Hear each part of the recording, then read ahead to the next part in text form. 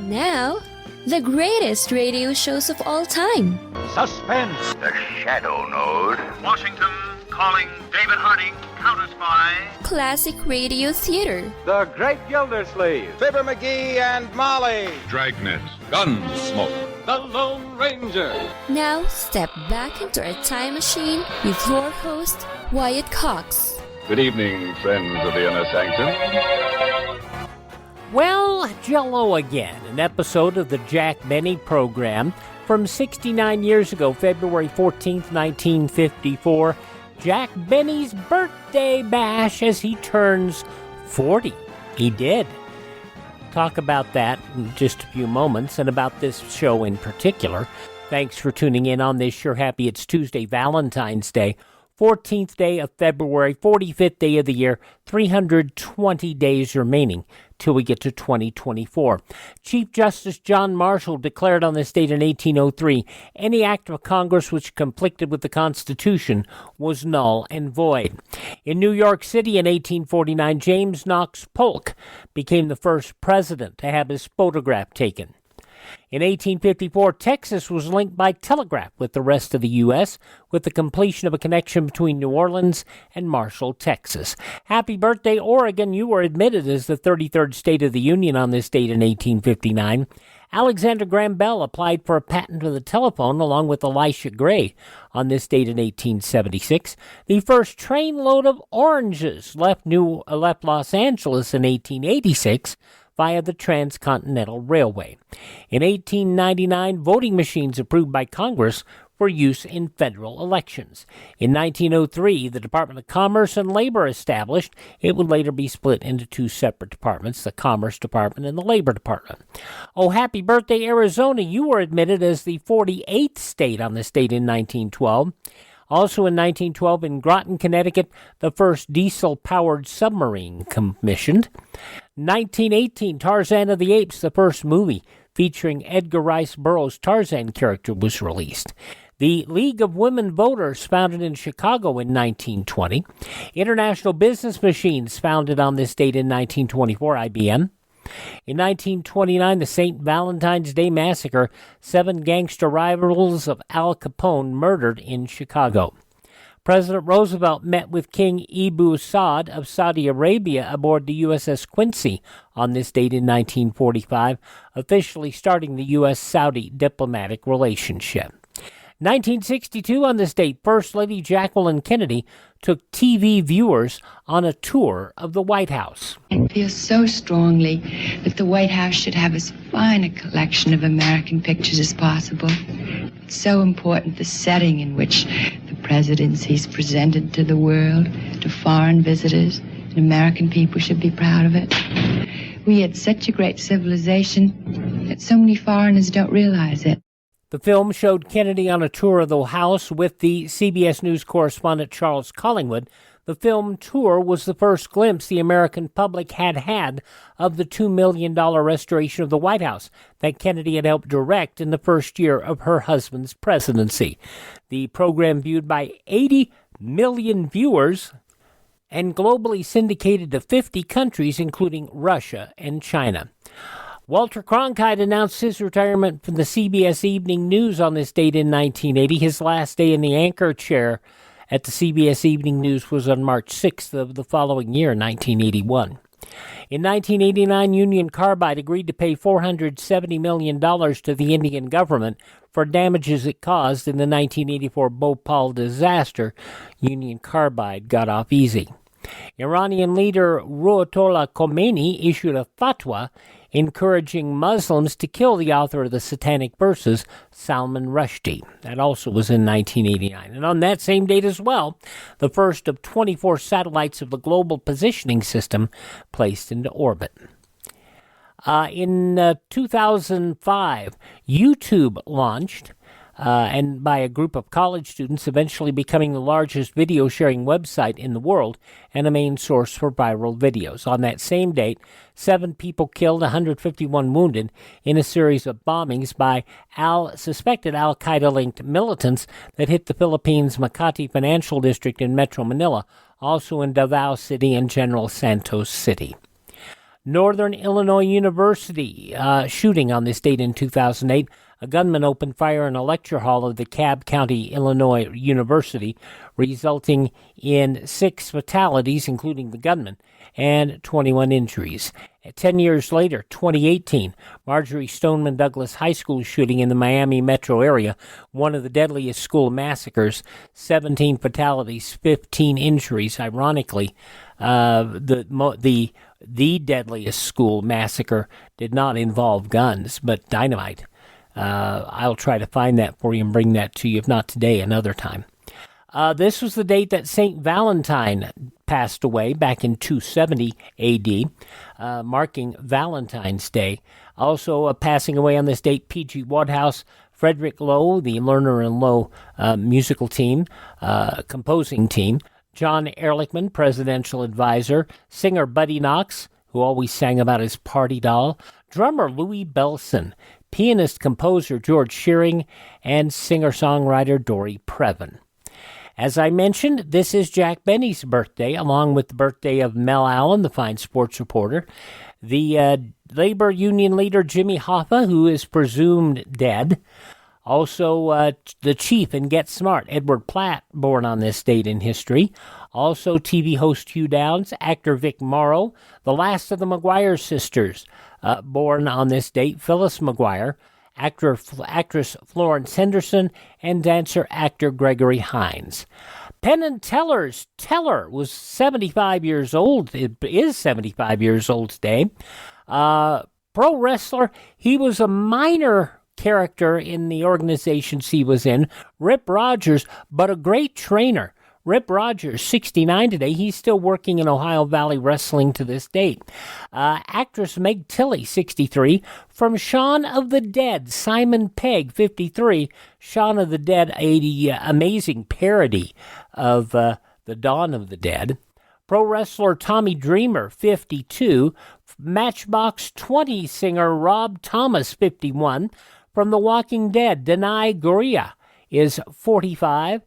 And from Charlie and the Chocolate Factory, and most recently, The Good Doctor, Freddie Highmore, 31 years old today. Those some of the people who celebrate the 14th day of February as their birthday. And if this is your birthday... Hi, we're the 4 freshmen, and we just want to say, Happy birthday to you! And from 69 years ago, February 14th, 1954, Jack Benny. I'm Wyatt Cox. Thank you for tuning into Classic Radio Theater with Wyatt Cox on this Valentine's Day Tuesday here on your favorite radio station.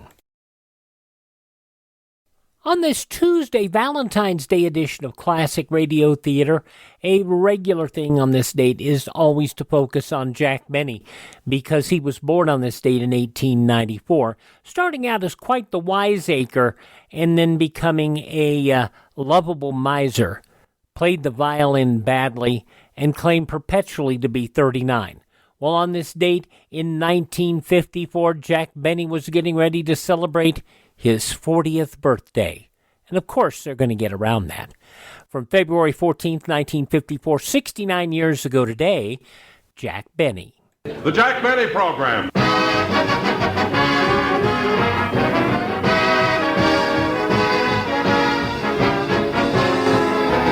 Jack Benny with Mary Livingston, Rochester, Dennis Day, Bob Crosby, and yours truly, Don Wilson.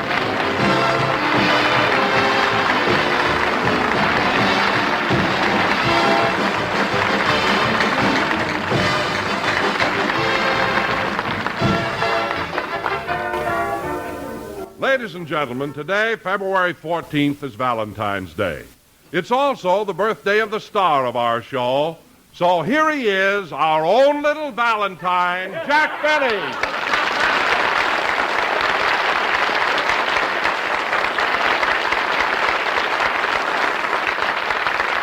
Thank you.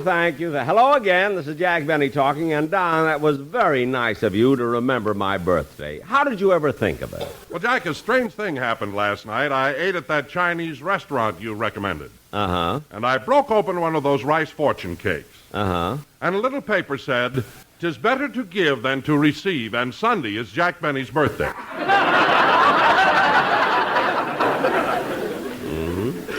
Well, what did you bring me for a present, Don? Well, it was too late to go shopping, so I brought you a pocket full of fried rice. Too late to go shopping. I told you to have lunch there, not dinner. Anyway, Don, I'll take the rice. There's a friend of mine getting married Wednesday. Jack, you can't throw this rice. It's fried. So's my friend. It's Remley.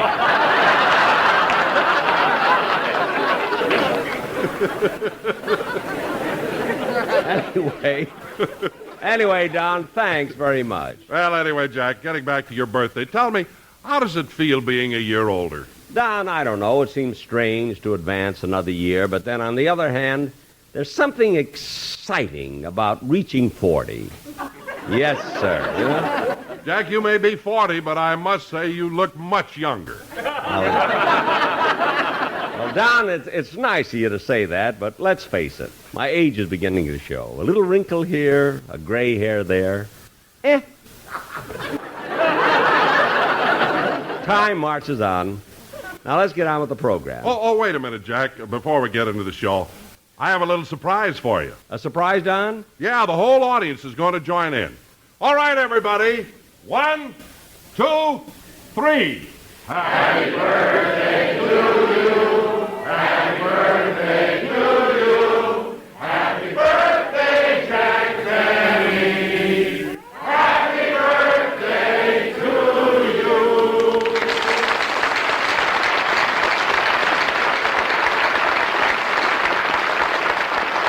Well, thank you, ladies and gentlemen. Thanks, everybody. Thanks very much. Wasn't that nice, Jack? Yes, very nice, Don. But what? Well, I was watching one fellow sitting in the front row, and he didn't sing at all. As a matter of fact, he had a frown on his face. And I'm just curious to know why. Oh, Mister. Me? Yeah, would you mind coming up here on the stage for a minute? Okay. Now, look, Mr. Fink. F-I-N-Q-U-E, Fink.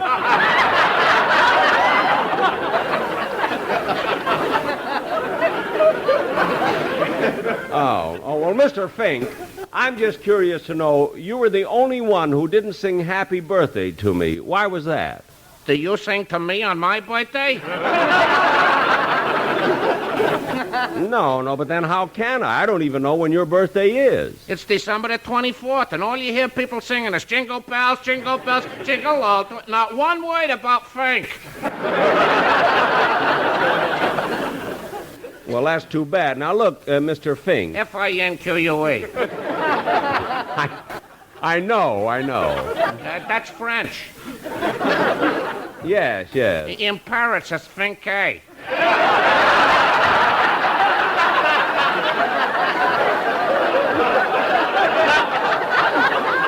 Well, you certainly are.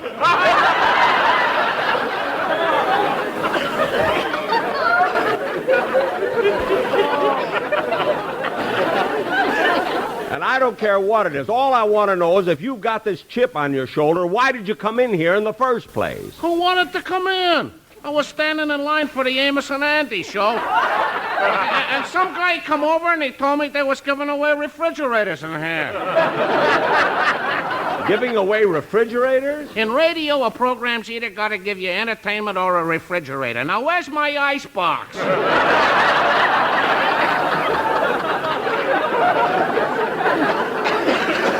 You're not getting an icebox, so go sit down. Okay. 12 programs this week. I still ain't got a stick of furniture.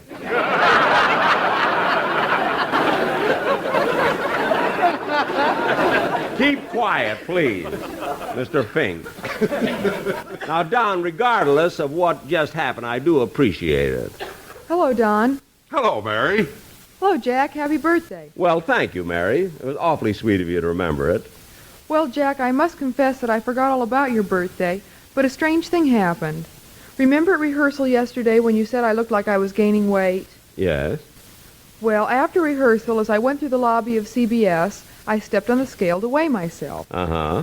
And a card came out saying, "You weigh 112 pounds, you're kind to dogs, and tomorrow is Jack Benny's birthday." No. Well, I couldn't believe it either, so I put in another penny, and a card came out that said, "Don't stand here all day, you've got shopping to do." Oh, well, did you do it? Yes, it'll be delivered to your home. Oh, good, good.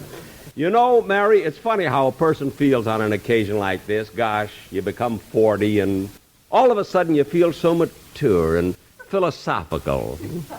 I know, I read your article in Collier's magazine. Oh, yes, I wrote that myself. I call it How It Feels to Approach 40. Say, I saw that issue, Jack. That's the one where they have your picture on the cover holding a big birthday cake. That's right, Don. And since it came out, I've had so many people calling me to discuss that article. Well, I wanted to ask you something, too. How it feels to approach 40? No, where can I get my hands on a cake like that? Well, that's just what I expected from a man approaching 50. Around the waist.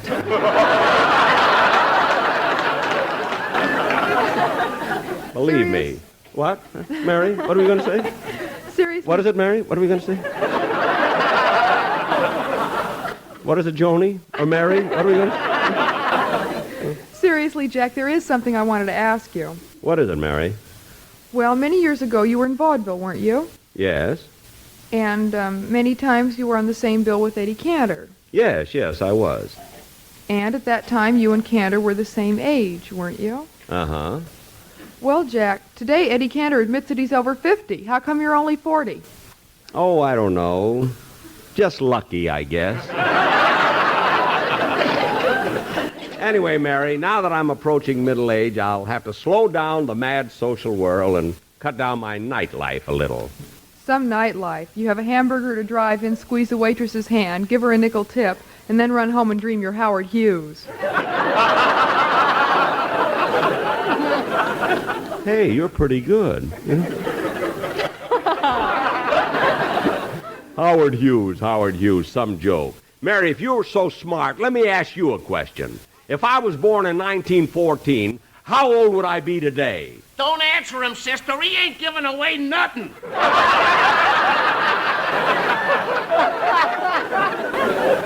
You keep out of this. Who's that? Oh, some guy named Fink. F-I-N-Q-U-E. I know. Don't pay any attention to him, Mary. There's one in every audience. By the way, Jack, my mother wanted to send you a birthday card, but she didn't know your address, so she sent it to me. Oh, your mother, huh? Have you got the card with you? Yes, I'll read it to you. Congratulations. It's wonderful to... Congratulations. It's wonderful to be 40, Jack. I've been there twice, and I'm coming back. Say, that's kind of cute. Yeah, Mama has a wonderful sense of humor. Yeah. Remember the time she painted an extra toe on your uncle's foot and he thought he had 7?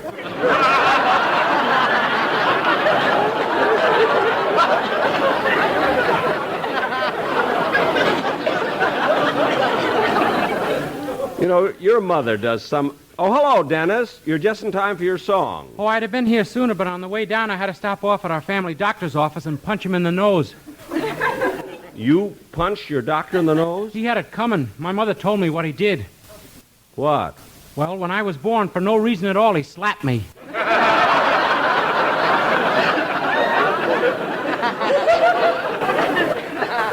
Dennis. And my back was turned, too.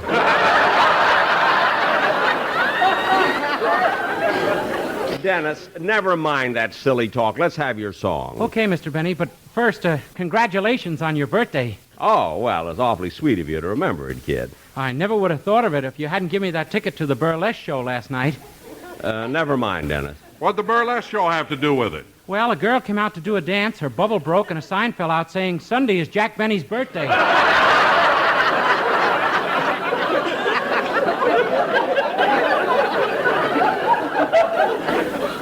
Dennis. You must be popular. What applause you got. All right. They whistled and everything. Dennis. What a fuss over a man's birthday. Look, Dennis, you found out it was my birthday. That's all that matters. Now, come on, let's have your song. Okay.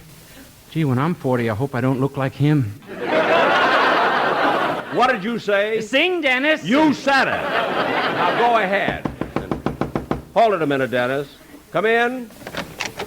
Mr. Benny. Yes? Mr. Benny, I'm the head usher here at CBS, and I came in here to tell you that you have 12,000 birthday cards in the lobby.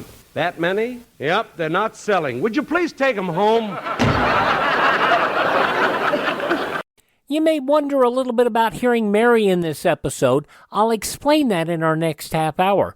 From February 14th, 1954, the Jack Benny program here on Classic Radio Theater with Wyatt Cox. The news from 69 years ago today follows these important messages from your favorite radio station.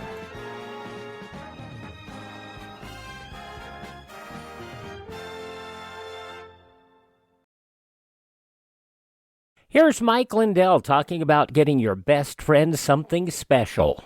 And Mike, you've done it again. You've brought us an amazing line of dog beds. This has been a long time coming. It starts with the same patented fill for your dogs now as we do My Pillow. I wanted everything covered in sizes from your largest dog to your smallest dog. You can throw them in the washer and dryer. The dogs love it. They asked, and here they are. This is why you get the dog bed. This is the main reason. The dogs love it. And you've got that 10-year warranty, right? I can do it because the dogs love it. They don't want to wreck their bed. And you can get these MyPillow dog beds at a price lower than the big box stores, as low as $19.95. Call 1-800-928-4715, 1-800-928-4715, or go to mypillow.com/pet and use my promo code Wyatt. Treat your best friend to a MyPillow dog bed, mypillow.com/pet. Promo code Wyatt.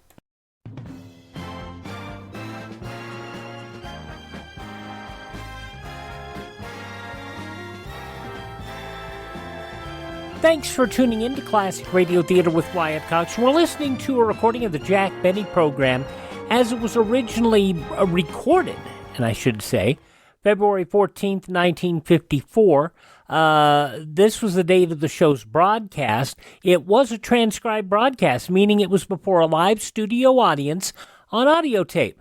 Now, in 1954, Mary didn't make many appearances on the show. Generally, she would have somebody else read her lines. In this case, it was the lines were being read by Jack and Mary's adopted daughter, Joan. She's reading the lines, and that's what explains some of the comments about, Mary's not going to be happy. And he'll call her Joni. Oh, I mean Mary. And all those little things were cut out of the full broadcast. But I think it's nice for you to hear how it would have been if you were in the studio audience, which was a live studio audience on this date, and then it would be edited for broadcast. So a lot of that stuff would be edited out. So you're hearing the way it actually would have been done. Anyway, this edition of the show was pre-recorded and broadcast on February 14th, Sunday, 1954. In the newspapers of that Sunday, 69 years ago, these were some of the headlines. Russia served notice last night of its price for withdrawal of Red troops from Austria's abandonment of the American-backed European defense system. Soviet Foreign Minister Molotov refused to roll back the Iron Curtain from the Danubian Republic, that despite renewed appeals from the three Western powers and Leopold Fiji, the Austrian foreign minister. Molotov cited to the foreign ministers' conference in Berlin the buildup of American and Western strength generally in Europe as the reason for his demand that Austria, even if granted independence, must be garrisoned by the Soviet army until the German peace treaty is signed. Republicans brought Lincoln Day oratory to a climax that mingled friendly gestures toward moderate Democrats with another furious fusillade of charges that the opposition party coddled communists. Here and there, Democrats thundered back more hot protests that the GOP is trying desperately to convince America that the Democrat Party is a party of communism and treason. In large measure, the oratorical salvos across the land sounded much like the same records the party partisans have been playing over and over for a week or more in tune-ups for what looks like one of the roughest, bitterest congressional elections campaigns in many a year. President Eisenhower will ask Congress this week to let more atomic data be passed to America's allies abroad and to encourage its conversion to peacetime use by private enterprise at home. The president's twofold plan to make the best use of the United States' top atomic position was described by the White House as a follow-up to the recommendations he sketched briefly in his January message on the State of the Union. It will have no connection, according to Press Secretary James C. Hagerty, said with Eisenhower's December proposal to the United Nations. That was creation of a special UN pool of fissionable material and atomic knowledge. The New York Daily News quoted Allied security sources in Berlin as disclosing a plot to assassinate Soviet Foreign Minister V.M. Molotov last Thursday night in that city. The newspaper's story said the assassination was to have taken place during a dinner and reception in Molotov's honor in the American sector of Berlin. Margaret Chase Smith, the Republican senator from Maine, yesterday disproved any theory that women are always more wordy than men. Lady Lawmaker has the shortest autobiography among 96 senators in the new edition of the Congressional Directory. And Tacoma, Washington Way. Ever wonder when this would actually happen? A woman customer walked into an Orthopedic Guild rummage sale. She put down her hat for a moment, and it was sold by Mrs. V.C. Monahan for 50 cents. Oh, and there are plenty of red faces in the recently formed Dallas Professional Photographers Association. Over 60 photographers attended the organization's meeting and elected Sylvan Garzonik president. When it came time to take a picture of the new president, nobody had a camera. And those some of the day's top news stories as reported in the newspapers of Sunday, February 14th, 1954. On your radio, the Jack Benny program. The conclusion next on this Tuesday, Valentine's Day edition of Classic Radio Theater with Wyatt Cox on your favorite radio station. Just the Facts on Wednesday's Classic Radio Theater with Wyatt Cox, an episode of Dragnet starring Jack Webb from 70 years ago, February 15th, 1953, The Big Tooth. Nasty old Mr. Schroeder is suspected of committing foul play. How foul? You'll find out tomorrow. That's on tomorrow's Classic Radio Theater with Wyatt Cox, anytime at classicradio.stream. But now the conclusion of the Jack Benny Show from Jack's 40th birthday, or was it? 69 years ago, February 14th, 1954. Congratulations on your birthday. Dennis, you congratulated me already. Forget it. I tried, but I can't get that bubble dancer out of my mind. Force yourself. Say, Mary. Well, you know, Mr. Benny, it must be nice to have your birthday come on Valentine's Day. Yes, kid, but there's only one thing against it. Yeah? I mean, so many famous people were born in the month of February. Longfellow, Lincoln, Washington. It makes it hard for me to be outstanding. I can imagine. Of course, I don't want you to think for a minute that I'm comparing myself to a man like Washington. Why not? He wore a wig, too.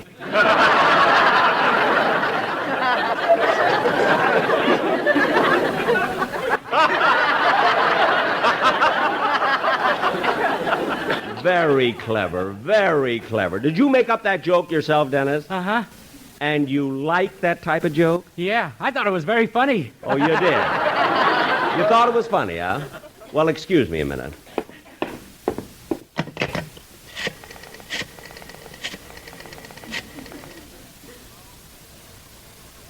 Hello? Kenny Baker?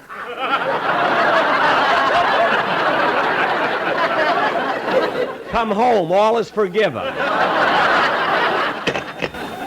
You better watch it, Dennis. Another gag like that, and you'll only have one show.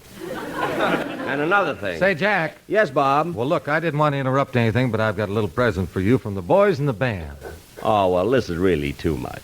To think that the boys in your orchestra would remember my birthday.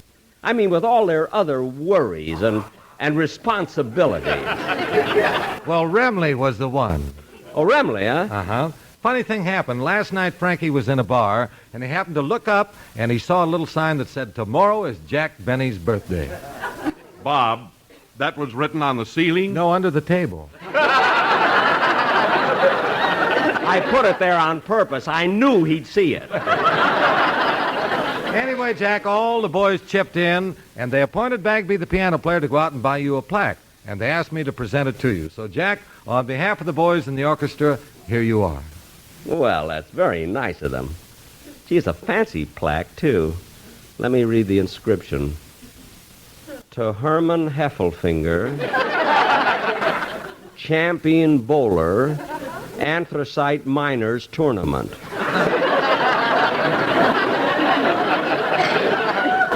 Bob, what's the matter with Bagby? I mean, why would he get me a plaque like that? Well, you don't have much choice when you deal with a second story man. Wait, you mean Charlie buys stolen merchandise? Well, sometimes he buys, sometimes he sells. I can't understand Bagby. There's so many decent, honest businessmen around. Why does Charlie have to buy from a burglar? He gives green stamps. Well, Bob, I'm not accepting a hot plaque. Yeah, but Jack, if you give it back, the boys will be insulted. Well, I'm not keeping it. Bob, I don't like to butt in, but Jack's right about that gift. What's the matter with the boys in the band? Why would they get him a thing like that? Well, Don, I'm sure that the boys want to do better, but they don't have too much money lately. You know, they've been helping out Sammy. You mean Sammy the drummer? Oh, yeah, Jack, he's really down and out. Gosh, he's so broke that he can't even afford a drum to practice on at home. Gee, that's a shame. I better talk to him. Oh, not Jack. Gee, he brought his 13-year-old son down here today. That's him over there in the wings. Sammy, the drummer's son? Which one? The kid on the right, the bald-headed one.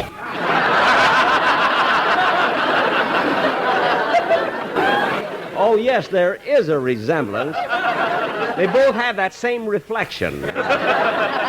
But, Bob, you say the kid's only 13 years old. How can he be completely bald already? Well, I told you Sammy can't afford a drum to practice on.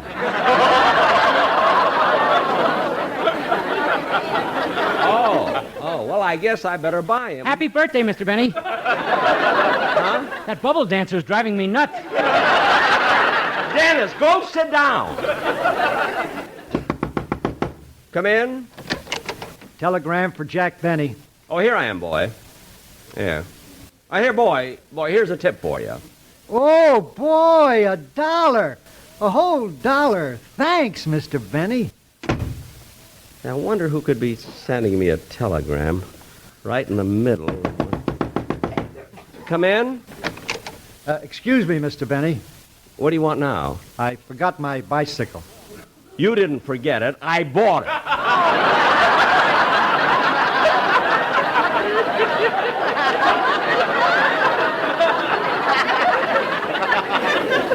Now, goodbye. I hate when a guy makes a deal and then tries to get out of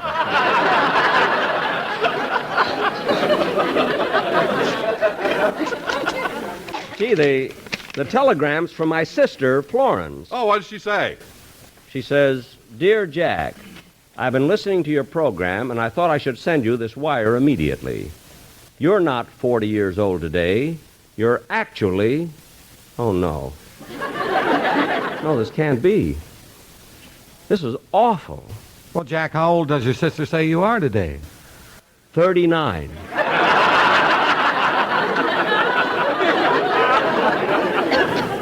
Oh, my goodness, this is embarrassing. But my sister Florence ought to know. I guess instead of being born in 1914, it was 1915. But, Mr. Benny, how could you be born in 1915? You told me that in 1918 you were in the Navy. Well, of course I was in the Navy. You think I'm a slacker? Well, how old were you then? 3. That's how old I was. 3? How could you... Don, don't argue with me. They measured me for a uniform and cut off my curls at the same time. But, Jack, if you were only 3 years old, how could you possibly get in the Navy? I owned a battleship, and shut up.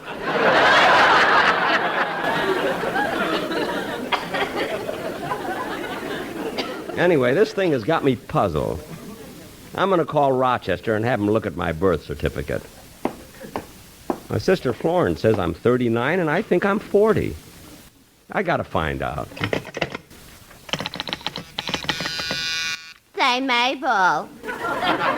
What is it, Gertrude? Mr. Benny's line is flashing. Yeah, I wonder what Collier's cover girl wants now. I'll plug in and find out. Yes, Mr. Benny. I'll call your house immediately. He wants I should get him Rochester. Well, be nice to him. You know, today's his birthday. It is? How did you find out? Dial Ulrich 8900. Yeah, but how did you... Dial. Okay.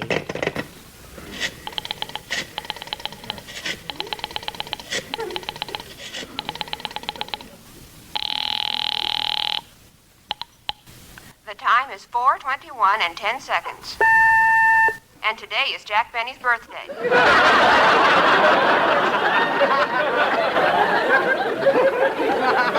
The time is 4:21 and 20 seconds. His shirt size is 15 and a half. The time is... How do you like that? Imagine Benny having his birthday announced on the telephone. How did he get away with it? He used to be a personal friend of Alexander Graham Bell. But with all the advertising, he must be getting a lot of gifts. I can imagine. What did you send him? A beautiful calfskin glove. One glove? Why in the world would you give him only one glove? That's all he needs. He never takes his right hand out of his pocket.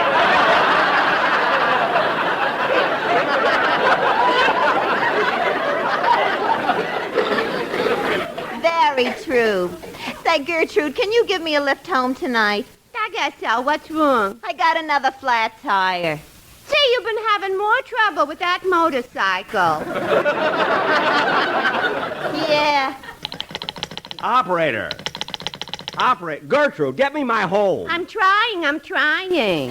You know, Rome wasn't built in a day. Well, you ought to know. You helped build it.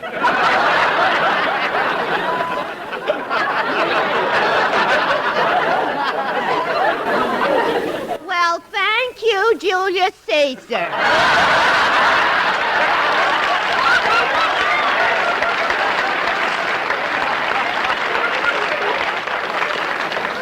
Never mind. Now, please ring my home. Okay, I'm ringing it. Smart aleck, Gertrude. She takes you out for dinner once. She thinks she owns you. Oh, well. Mr. Benny's residence, star of stage, radio, television, and silent pictures. Rochester, it's me. Oh, boss. What took you so long to answer the phone? Well, today's your birthday, and I was out in the kitchen finishing your cake. Oh, you baked a cake for me? Yeah, and you ought to see it, boss. Across the top in whipped cream, I wrote, "Happy Birthday." Oh, that's nice, Rochester. By the way, how many P's in happy? 2. Uh-oh. Oh, so you'll have to add one. I gotta take one off. I got 3. Well, look, you can do that later. Now, Rochester, here's why I called you. I don't know what to do. I thought today was my 40th birthday, but I just got a wire from my sister, and she says I'm 39. Well, don't argue with her, boss. Grab it. Rochester, I gotta be honest with myself. Now, I want you to look at my birth certificate and tell me the date on it. Your birth certificate? Yes, do you know where it is? It's right here on the desk. What's my birth certificate doing on the desk? You got it out the other day when you applied for your old age pension.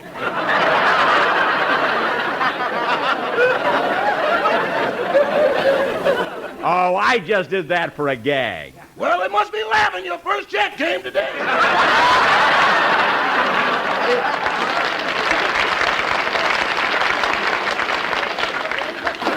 Rochester, stop making things up. Now look at my birth certificate. I'm looking at it. Now in the space where it says date of birth, what's there? A hole. A hole in the paper? Yeah, we erased it once too often.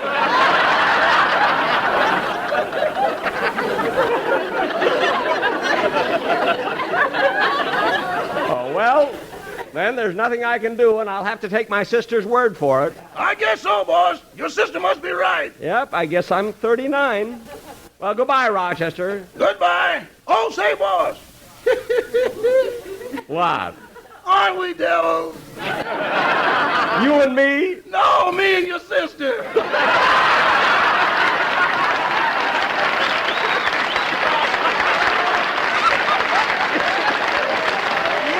Yeah, goodbye, Rochester.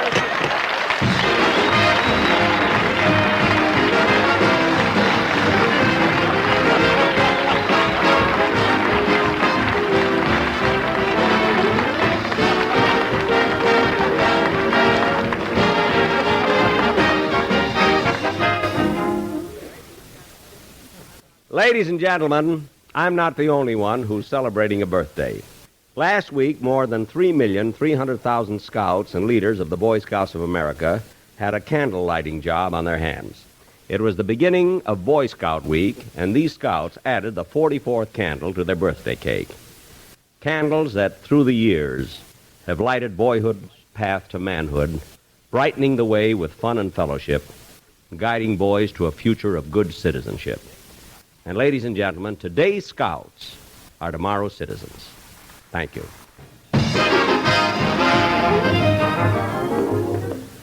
Come on, Don. The car's right around the corner. I'll drive you home. Okay. You know, Don, that was a pretty good program we just did, but Hey, Benny! Huh? Oh, it's you, Mr. Fink. Yeah. Hey, don't you know some program I can go on and win a refrigerator? No, I don't. Come on, Don. Well, I'm going to get a refrigerator even if I have to buy one. Well, I don't care. Buy one? Get in the car, Mr. Fink. Good night, folks.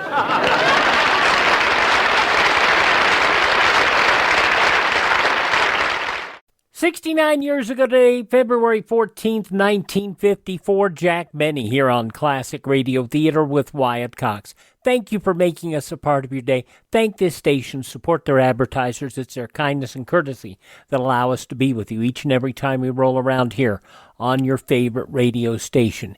If you miss a day, you don't have to miss a single show. All of our shows are available on demand on our webpage, classicradio.stream. That's classicradio.stream. Stream our shows, learn about building a classic radio collection of your own. You can contact me, find our social media links, and you can even buy me a coffee. That Buy Me a Coffee money goes toward helping us acquire additional classic radio collections. That is at classicradio.stream.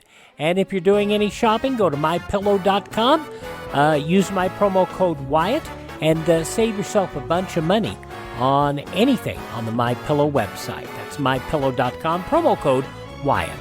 Thanks for listening, and please tell your friends the greatest radio shows of all time are right here. Classic Radio Theater with Wyatt Cox on your favorite radio station.